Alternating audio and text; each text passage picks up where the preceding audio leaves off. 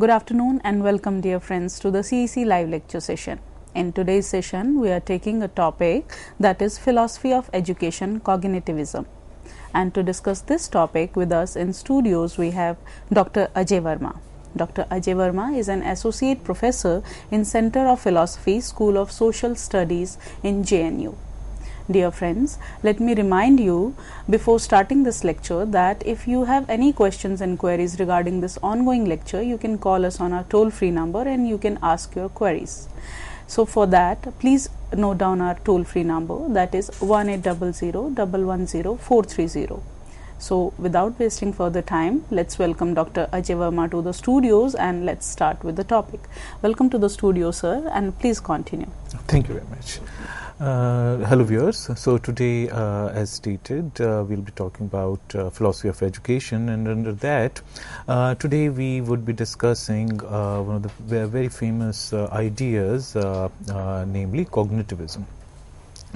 So the and you know, some of the thinkers who have been mainly who are mainly associated with this idea, with this philosophical idea in education, is our Italian thinker Vico and Jean Piaget, who was a Swiss philosopher, psychologist, and also Lev Vygotsky. And also many scholars also believe that Dewey could also be sort of brought under theory of education, namely cognitivism. So with this agenda, we will begin with our lecture today. But before we start talking about the ideas propounded and developed by some of these thinkers, we need to have a kind of a historical survey, we must have some kind of historical background in under which these ideas would make more sense to us. So for that, we must understand that as far as philosophy is concerned, there have been these two dominant ideas with regard to process of knowledge generation, and one of these ideas is empiricism. If we look at the dictionary. A dictionary definition of empiricism, then we find that empiricism in philosophy, empiricism is a theory that states that knowledge comes only or primarily from sensory experience. So basically the idea in empiricism is that whatever knowledge we have, ultimately it arises and originates in our sensory experience, and we build only further upon sensory experience, and there is nothing which sort of in our knowledge, so to speak, which cannot be traced down to some sensory experience or the other. So whatever we can imagine, this is something which was very in a very succinct way put forward by Hume, and before him Locke and Berkeley. So the idea here is that even in your imagination, you cannot go beyond certain kind of ideas, concepts that you might have developed, but all that happens because of some kind of sensory input that you must have had in the past. So even when we think about sort of things which don't actually exist, say for example pavement of gold. This is an example coming from Hume. So even when we imagine such kind of objects, entities, then what we are doing is these entities are complex ideas which could be broken up into sort of simpler ideas. Say for example in this in the example of pavement of gold, there are two ideas which are kind of jumbled up together, which are put together, namely the idea of pavement and the idea of gold or golden mountain. We in certain myth, we do talk about golden mountains, and such myths exist. So there also what we are doing is that we are mixing up the idea of mountain with the idea of gold, and combining these two ideas, we generate kind of imagination of golden mountain. So we know that there's that would require immense amount of gold, and it's not actually the case. There is no golden mountain that exists in reality in the world, but the idea that we are trying to understand here is that even in our imagination we cannot go beyond. In our judgments, we can never, even in our judgments where we are using our imagination, even the wildest of our imagination, we cannot think of an object which at some point or the other has not been handed down to us in our sensory experience. So the dominant idea in empiricism is that any knowledge requires some kind of sensory input. Without tracing it down to some sensory input or the other, no judgment would be, so to speak, completely understood. Whereas rationalism, the dictionary definition of rationalism is, in philosophy, rationalism is the epistemological view that regards reason as the chief source and test of knowledge, or any view appealing to reason as a source of knowledge or justification. So as opposed to empiricism, a rationalist would argue that if we think of sensory experience as the main source of knowledge, then we may not be able to build up any firm foundations of knowledge on that idea, because our sensory experience lends itself more to suspicion than in comparison to reasoning, which sort of works across time and space contingencies. So reasoning works across cultures, across histories, across sort of geographical regions, and so on and so forth. So as opposed to empiricism, rationalism, rationalists argue that our sensory experience is not a good candidate for building firm foundations for knowledge, for building up some firm epistemological foundations for our knowledge enterprise. So therefore, rationalists argue that we already have some kind of faculty in mind, namely that of reason or reasoning, and that is the only reliable source. Any knowledge generated with the help of reasoning or reason doesn't lend itself to the same kind of suspicion to which sensory experience lends itself. So therefore, reason is a better candidate for building firm foundations for knowledge. Now, an important figure, philosophical name in this regard, is John Locke. So some of the rationalists, including Descartes, believed that there are certain ideas which always exist in our mind, ever since we arrive, so to speak, in the world. So there are certain ideas which are always there inside our mind. So innate ideas, is a doctrine that states that at least certain ideas, say for example those of God, infinity, substance, must be innate, because no satisfactory empirical origin of them could be conceived. This kind of idea flourished in the 17th century and found, also its place in Descartes, and found in René Descartes its most prominent exponent. So basically, what we understand by innate ideas is that there are certain ideas like God, substance, infinity. These are the ideas that it seems we are born with. It seems that we always have these ideas, and this is how these ideas are instrumental in not only making sense of the things around us, but also these ideas, since we have them always with us, so therefore we can derive for certain certain further conclusions from it.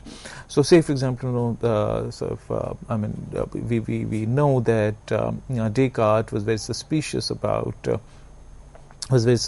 of experience, sensory experience as a source of knowledge.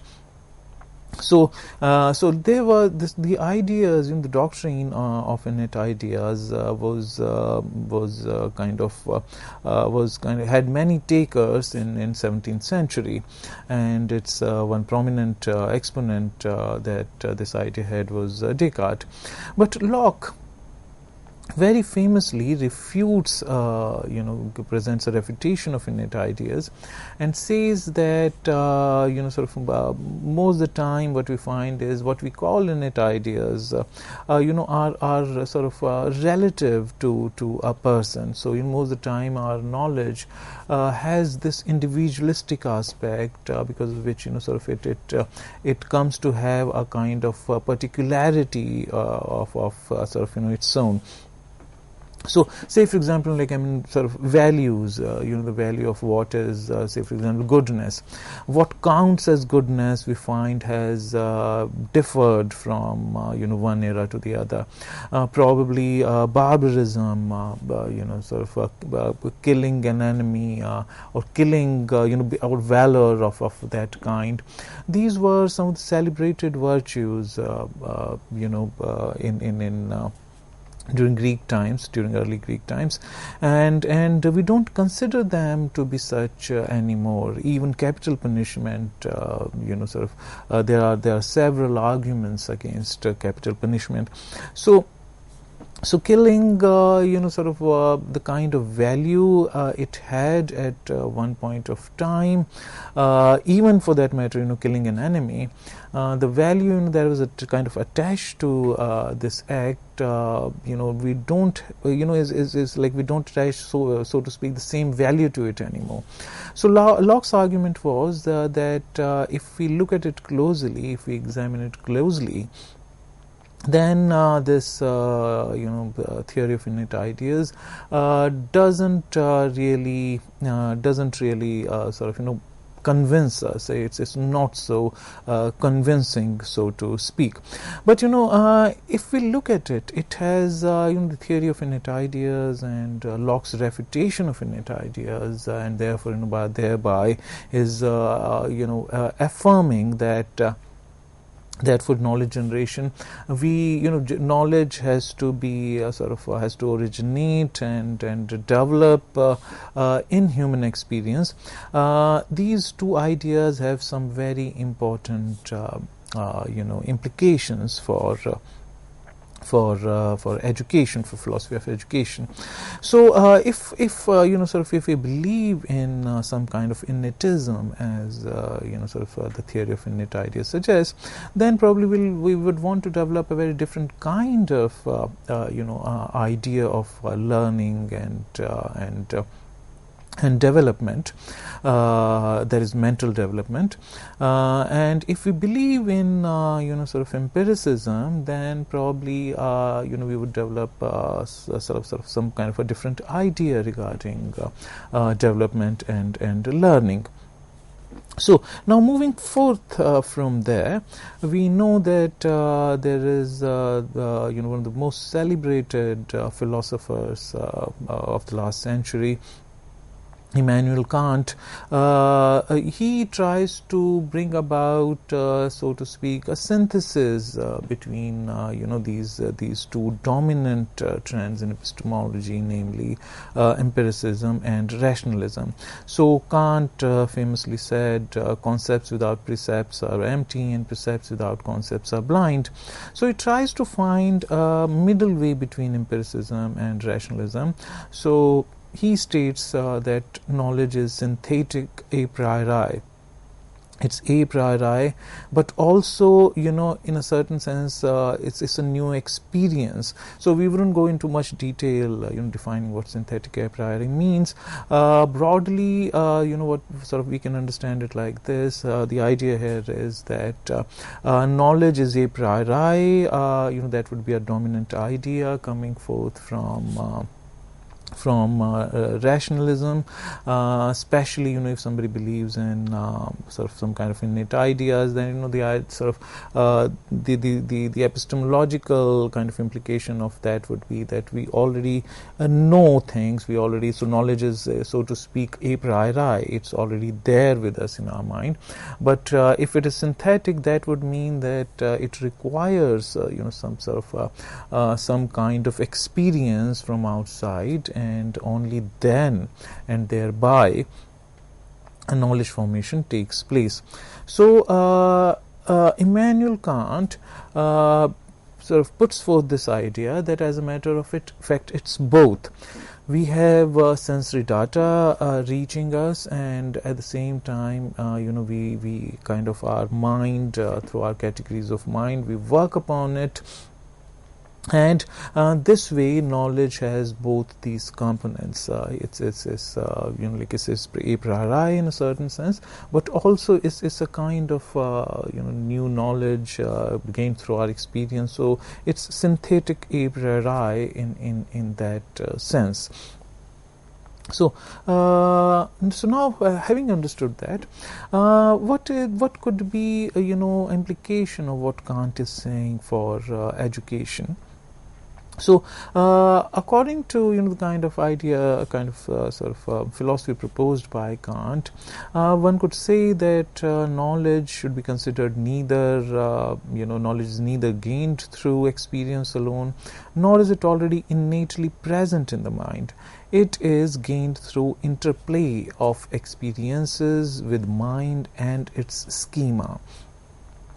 And constructivism is an approach towards learning which conforms to this notion of knowledge generation process.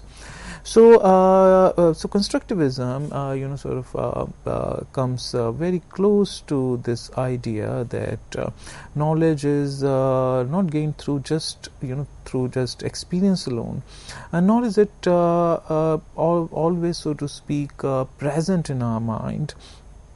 It is some kind of an interplay, between our experiences, and the mind, which has, its own kind of schema. So, when we have certain kind of experiences, it wouldn't make any sense to us unless we have, or we already have, certain concepts in our mind. Say, for example, if suppose we don't have any concept of table, if we don't have any concept of table, then we wouldn't cognize an object as a table. So, say, for example, we could imagine some kind of a living community, some sort of primitive kind of living community. Suppose there is no concept of table in that community. As a matter of fact, there could be some sort of communities still existing who may not have this idea. So there, like this object, in front of me, they wouldn't cognize. They wouldn't think of it as a table. They may think of it as a piece of wood to be used for some other purposes, or they may think of something else, depending upon what kind of schema, what they have, what kind of concepts they might have in their mind with regard to so when we have some kind of sense data before us, we unless we conceptualize it into some kind of schematic unity, there is no judgment about the object coming forth. So, constructivism basically builds up, upon this approach, and and presents certain views with regard to education. Now, one famous thinker who worked on constructivism, is Piaget, Jean Piaget. But before we move on to talking about Jean Piaget, let's sort of broadly first try to sort of define what constructivism is. So the constructivist theory is premised on the idea that humans construct knowledge and meaning from letting their new experiences negotiate with their pre-existing understanding of things. Conversely, constructivist teaching is based on the belief that learning occurs as learners are actively involved in a process of meaning and knowledge construction as opposed to passively receiving information. Learners are the makers of meaning and knowledge. So, as stated earlier, constructivist theory is premised on the idea that we not only passively receive knowledge, we are not just the receivers of knowledge, but to the contrary, we are a part of formation of knowledge.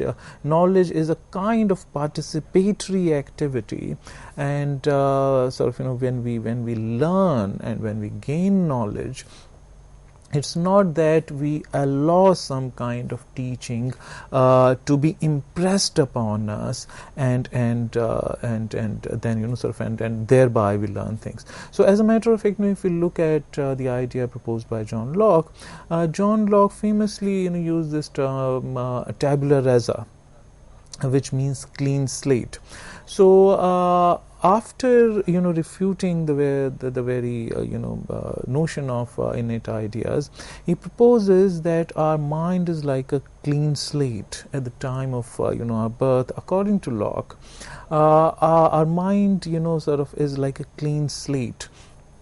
And gradually, through experience, almost as if things start getting written on these this clean slate, and this is how, according to him, this concept generation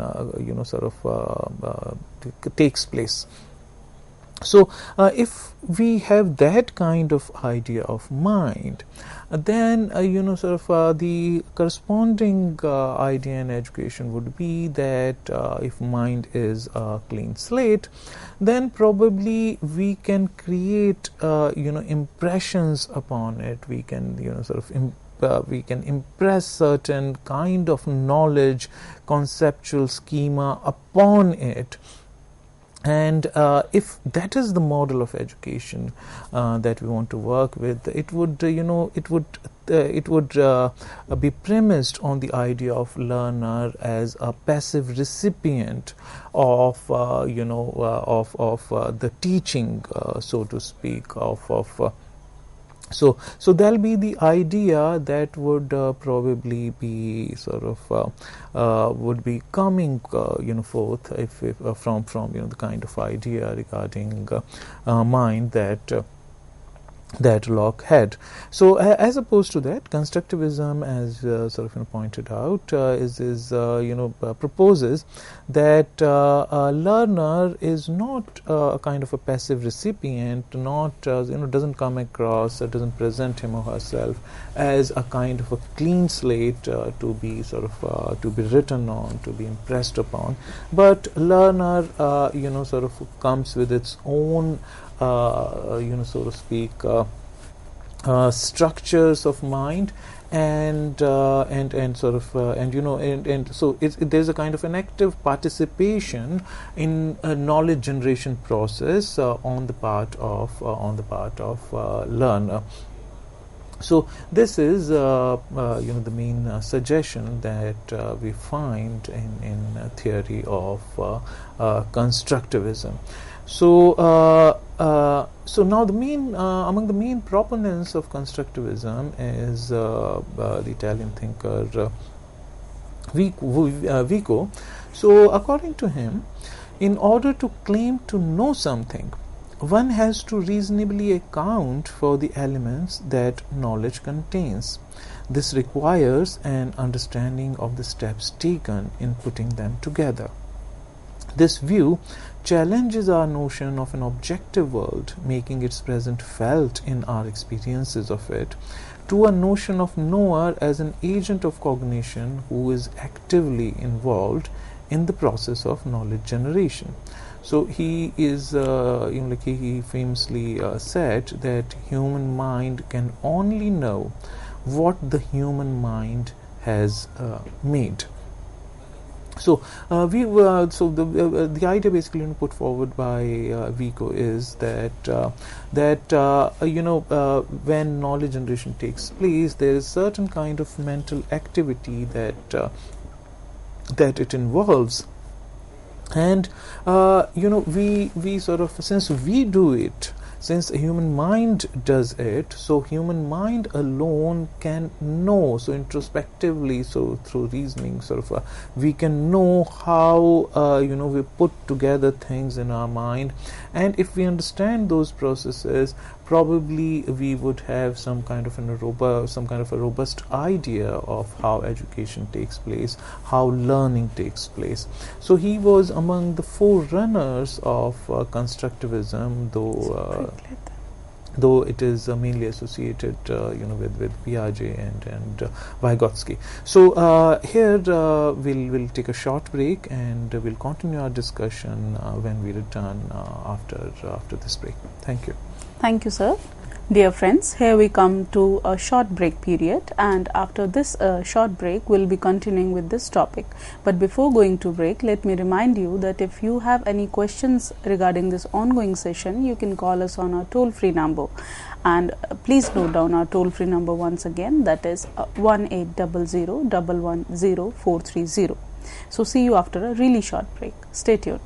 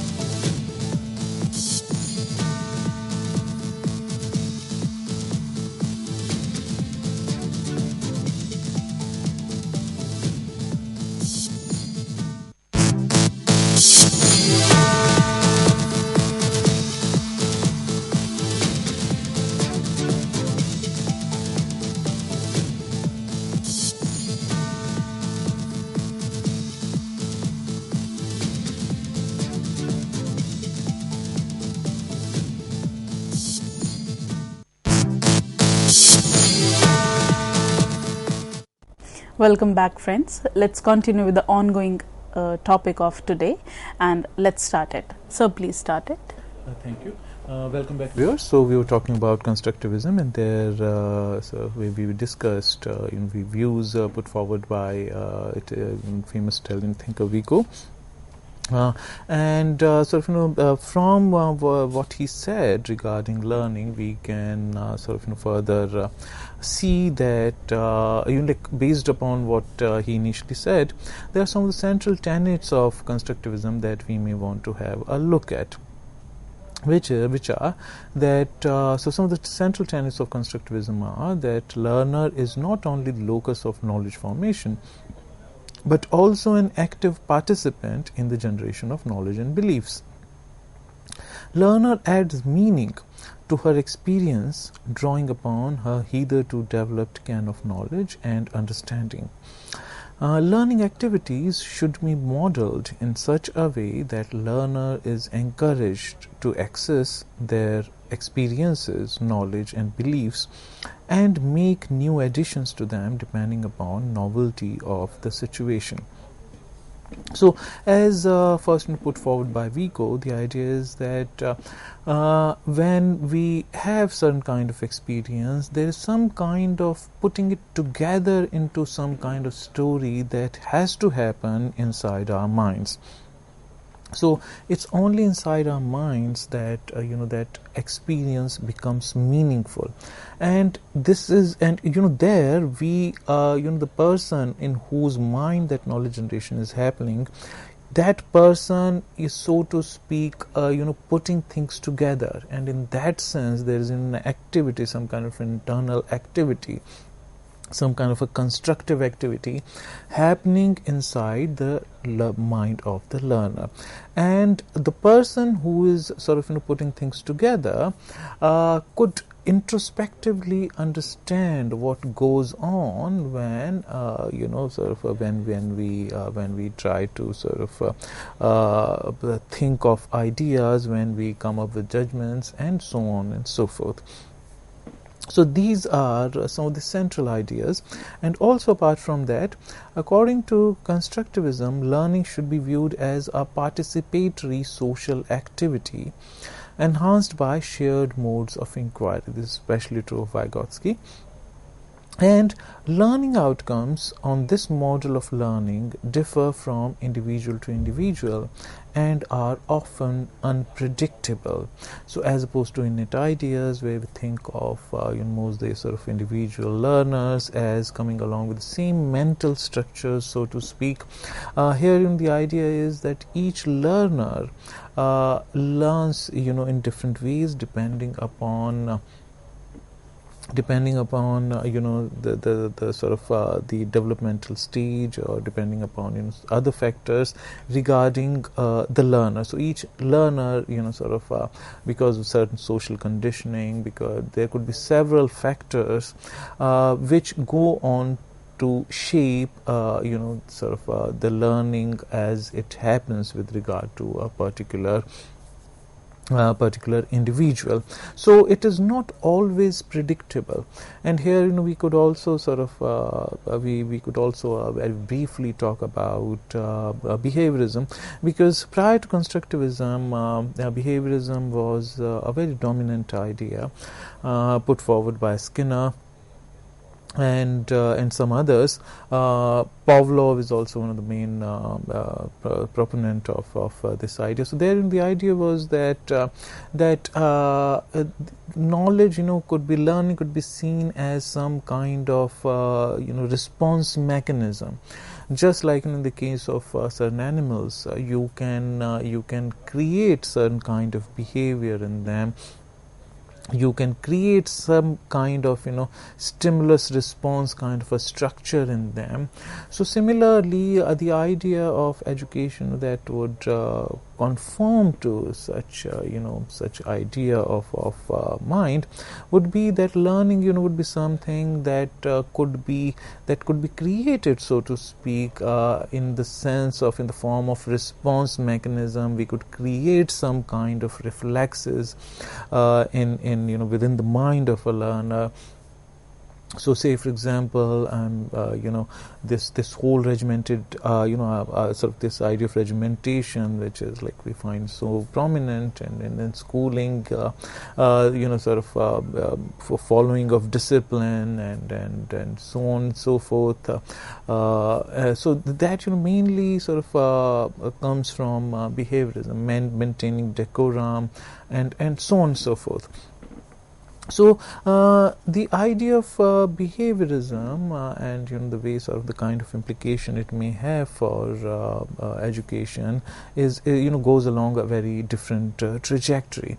So cognitivism, in a certain way, is also a kind of response to behaviorist model of learning, which has some kind of sort of several, not one, well, it has several drawbacks of its own.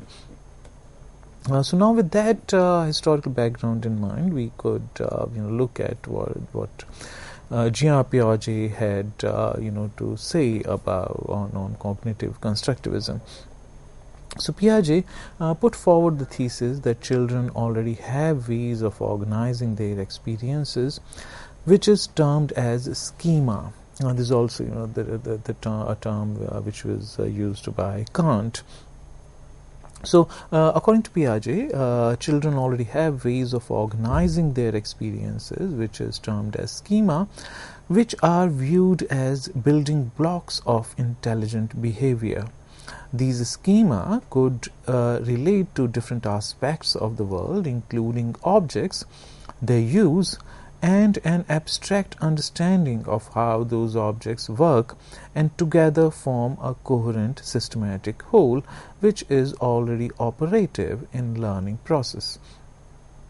Piaget defines schema as a cohesive, repeatable action sequence possessing component actions that are tightly interconnected and governed by a core meaning.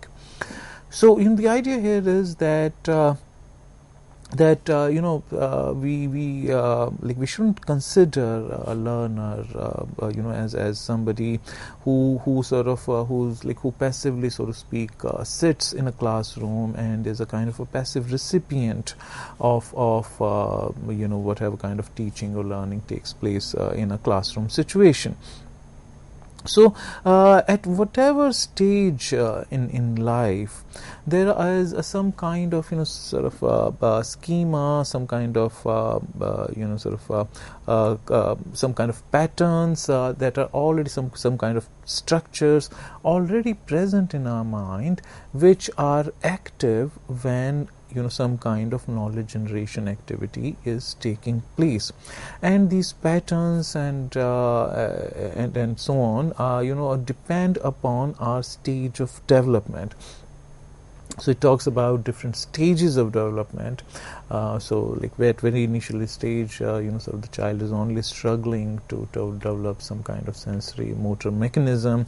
But we don't want to go into detail of that, because that's more a part of psychology.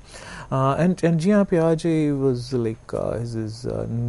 his work is mainly known for the kind of ideas on psychology that he put forth and developed. So, but here we are interested in the implication of certain ideas regarding education that he put forward. So basically, his idea of education is that in a knowledge generation process, we are actively participating and constructing meaning in whatever experience that we may be receiving, and the way we kind of put it together depends upon our developmental stage, and our schema, so to speak, keep changing depending upon our developmental stages. So Piaget defines learning in terms of processes of assimilation and accommodation, and this part is more important for our purpose from the point of view of philosophy. So he says learning happens through the processes of assimilation and accommodation. Learner is constantly in interaction with her learning environment, whereby she constantly gains newer pieces of information. If these pieces of information are in consonance and fit well with her already existing schema, learner is said to be assimilating knowledge. So, according to Piaget, there is already some kind of schematic structures that our mind has, and whenever we have some kind of a fresh experience, whenever we have some kind of new experience, our new pieces of information. The learner tries to fit our new experience together into with the help of already existing schema. She tries to assimilate the newly received pieces of information, and tries to, so to speak, build up a story based upon that. So if our new sort of pieces of information cohere well with our already existing sort of schema, then it, so to speak, reifies it, it so to speak reaffirms it. And in that, and so far as that is happening, learner in that case, in such cases, is said to be assimilating knowledge. So if our new experiences go well with our already existing corpus of knowledge, with already existing schema that we may have at a particular developmental stage, then we say that assimilation of knowledge is taking place. But there could be also certain new experiences which may not fit so readily well with our already existing kind of experience. So if the novelty of the experience or information is not in consonance with the already existing schema and defies its limits, this situation is called cognitive dissonance. In such cases, learner must adapt the schema in accordance with new information gained from new situations, or create a new one with an awareness of the limitations of the old. This process is called accommodation. So at times this may also happen that our newly gained experience may not fit well with our earlier already existing corpus of knowledge. So say, for example, we may come across a certain animal which looks completely which has certain similarities with say, for example, mammals, but also has certain other similarities with the non-mammals. So in that case, we wouldn't know how to assimilate, so to speak. The experience may have a certain degree of novelty, because of which we may be at a loss to understand how to make it how to put it in coherence with our already existing corpus of knowledge. So in such cases, what we often do is that we try to adapt our new experiences to in accordance with the a schema that may already be there in our mind, or if the novelty of experience is to such a degree is very large, so to speak, then we may want to create some new schema, and in order to make sense for certain kind of exceptions, certain kind of very novel kind of experiences that we may have. And if there is some kind of a major revision that we may have to do in our already operative ways of learning, because of this cognitive dissonance, because our already existing schema, our new experience, the novelty of the new experience might defy our already existing, the range of our already existing schema, which creates cognitive dissonance. In that case, we may have to drastically revise our some of our schematic structures, and this process is called the process of accommodation by Piaget. So this is how Piaget looks at his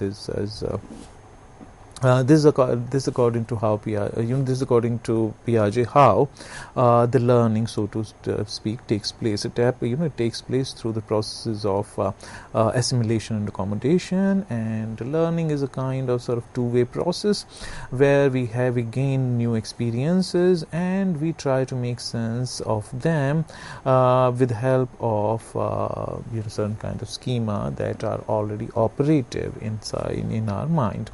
And so learning happens according to him through these processes of assimilation and accommodation.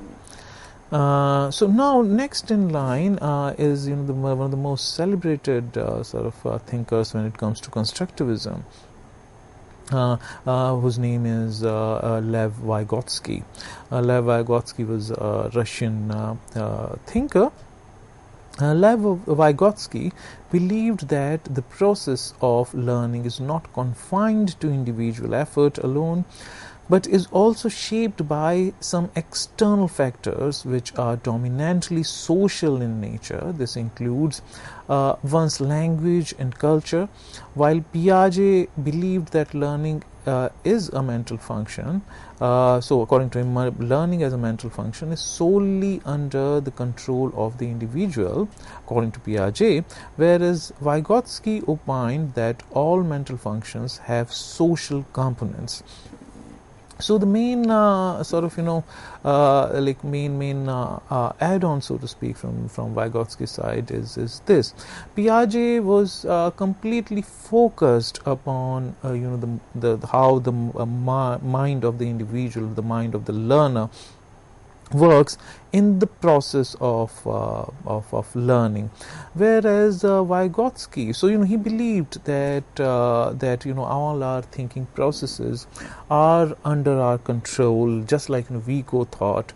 When we reflect over our judgments, we would also become aware of how those judgments are put together.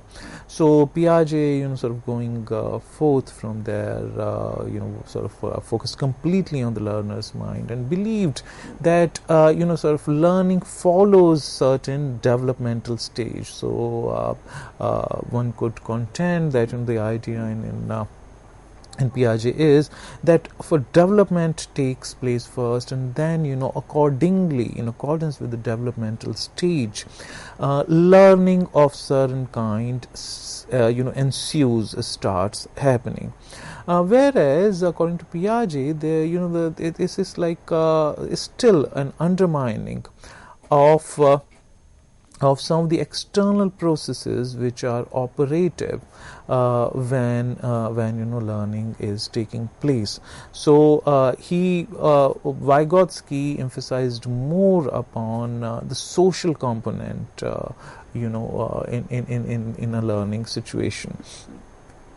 So, according to Vygotsky, if we look at his ideas related to knowledge, Vygotsky believed that knowledge could be of two types: spontaneous concepts and scientific concepts. Spontaneous concepts, according to him, are ideas that are constructed through direct interaction with the environment, independently of any external assistance, as a result of what could be called hands-on experience. Scientific concepts, on the other hand, being highly formalized and theory-laden, are often removed from direct experience. So, in order to develop an understanding of such ideas, one requires help from more knowledgeable other, who has mastered that conceptual framework. So this, probably we can understand with the help of some example. Say, for example, through our direct experience with of seeing things, we know what light means. So light, from the point of view of individual experience, light is something through which we see. Light is something that emanates from sun, and when sun sets, light becomes, so to speak, very dim. So the spontaneous idea that we have of light, which we generate through our direct so to speak interaction with our surrounding. So we, through our direct interaction with the surroundings, we develop a spontaneous concept regarding light. But when we look at the scientific idea of light, then that is very complex. Light would mean certain kind of different kind of waves, of different wavelength, of different frequencies, coming together to form a certain kind of wave pattern that we call light. So now, even though a child, would understand, would, very well have a spontaneous concept of light, which sort of that child might have gained through some kind of what is called hands-on experience. But the scientific concept is highly formalized and theory laden, so that may be beyond the reach of understanding of the child. Say, for example, differential calculus developed by Newton. So there's a highly formalized way of computing things, a very complex, highly formalized theory, sort of a way of computing things. Actually, even a normal sort of grown-up individual wouldn't really understand what differential calculus is. So that requires taking help. So this is beyond our hands-on experience. Just with the help of our hands-on experience, we can make no breakthrough towards learning such highly scientific concepts like theory of waves or like differential calculus and so on and so forth. So they are beyond, so to speak, our sort of our zone of learning, so to speak. So this is where Vygotsky develops a very interesting idea, which is called he develops a very interesting notion, which is called zone of proximal development. So through hands-on experience, learner develops some kind of a core of learning inside her mind, which is called sort of which is like the core related to something so which arises out of spontaneous hands-on experience. So it's a kind of spontaneous learning on the which has arisen out of hands-on experience. And there is the outer limit of the circle that we are seeing on our screen at the moment represents that part of sort of knowledge discipline which is beyond the reach of a particular learner, like wave theory, like sort of in differential calculus and so on and so forth, for that matter algebra for sort of for a few years old child. So this could be beyond the reach of learning for a learner who has to rely only on hands-on experience. So but in between there is some kind of a gray area which is called zone of proximal development, which refers to some kind of zone where learner can learn with some outside help, with some guidance from somebody who sort of knows the area already, which is sort of the name for that in Vygotsky's theory is more knowledgeable other. So from there Vygotsky further develops his idea of what is called scaffolding.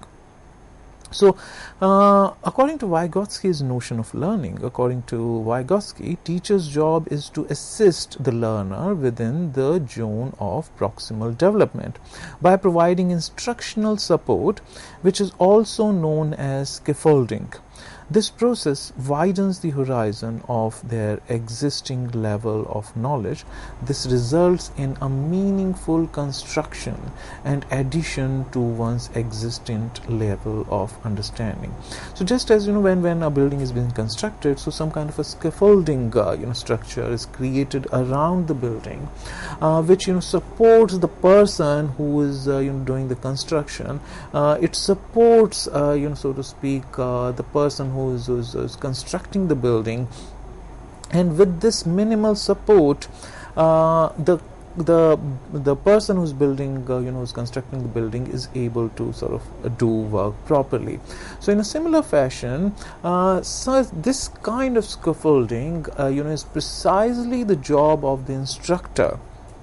So the learner already has a certain sort of kind of structure which he or she develops on the basis of hands-on experience, and there is a sort of there is a region which is beyond the reach of learner at a given point, but in between is the zone, is the area where the input of the instructor, the importance of that comes in. So instructor should work within the zone of proximal development and try to create some kind of scaffolding with the help of which facilitates, so to speak, the learning for the for the learner. So these are some of the main ideas that are associated with constructivism, and sort of the picture of different circles was taken from Wikimedia. And also, we must also know here that another name which is associated with constructivism is also John Dewey, but these are some of the peripheral sort of names, because Dewey's name is more sort of associated with another theory, namely pragmatism, but his views are not very far from such kind of theory of learning. So some scholars want to include even Dewey, as sort of they want to they find his views also sort of kind of close, because he also talks about hands-on experience and how sort of try to assimilate our new ideas to our already sort of to something that we have learnt in the past. But to know more on Dewey, you can look at some of the previous uploaded lectures on YouTube. There is one in English and in Hindi, both.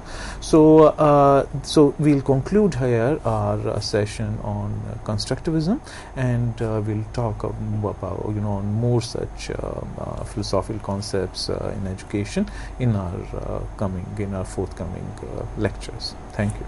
Thank you, sir. Dear friends, indeed it was a very informational lecture. And we at CEC are always ready with such educational and information lectures for you. So always stay with us. Thank you once again, sir.